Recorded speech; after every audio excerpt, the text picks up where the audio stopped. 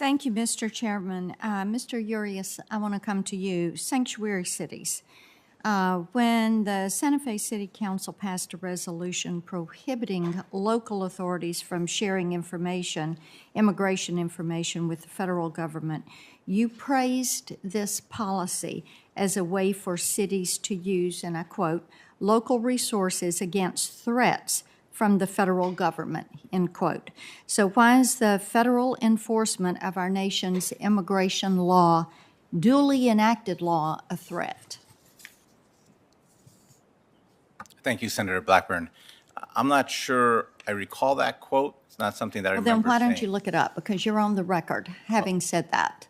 And we'll be happy to give you that quote in the context, and then we'll expect a written response from you on that, because it's disturbing that someone who wants to be on the federal bench is going to issue a statement calling the laws of this country, the duly enacted laws, a threat by the federal government. So yes or no, do you believe that state and federal partnerships are an unholy alliance? Yes or no? I do not think that they're an unholy alliance. You don't, okay? No. Yes or no, do you believe that those who seek to protect unborn children are committing acts of violence? Yes or no? Senator, I would decline to answer that only because those are issues that are still viable. Okay, no, that's a position. You have served on the legal panel of the ACLU of New Mexico since 2016, which holds those views. Among other radical positions, this organization has expressed hostile views of conservatives, that's people like me, accusing the Trump administration of racism and white supremacy. So do you support and share the views of your organization? Senator, I have never been a member of the board of directors of the ACLU in New Mexico. What I am, just for clarification, You've is been on the legal panel. I said the legal panel. Yes, ma'am. I was asked about 4 years ago to be part of a legal panel, which is a group of people comprised of professors, law professors, members of the disciplinary board. I understand what it is. I'm asking, and so you can submit for us if you abide by those statements of the ACLU as you served on their legal panel. Judge Menendez, during your investiture in 2016, you delivered a speech where you discussed doing justice while on the bench. During this speech, you made comments that suggest you believe judges should be engaged in advocacy.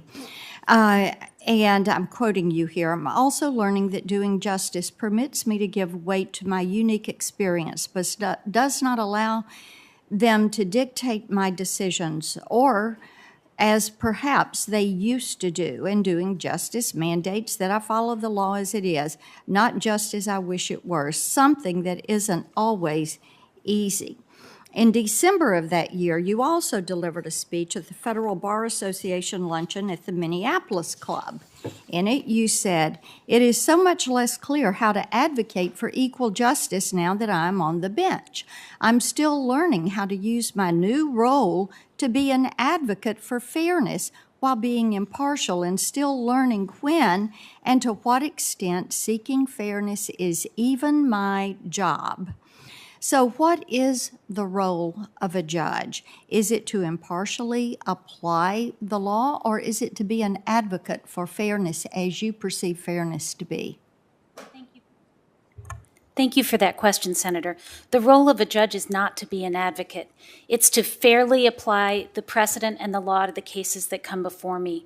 In the courthouse where I've worked my entire career, equal justice under law is emblazoned in big letters. Let me just say, I have to move on, but it is of concern that you would seek to use your position on the bench as an advocate. Judge Lopez, on one occasion you represented a defendant accused of attempting to re-enter the country illegally after being deported.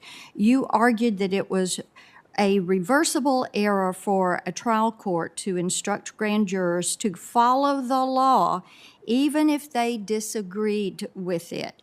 Do you believe that a juror may simply decline to indict an otherwise guilty defendant simply because the juror doesn't think the particular conduct at issue should be criminalized?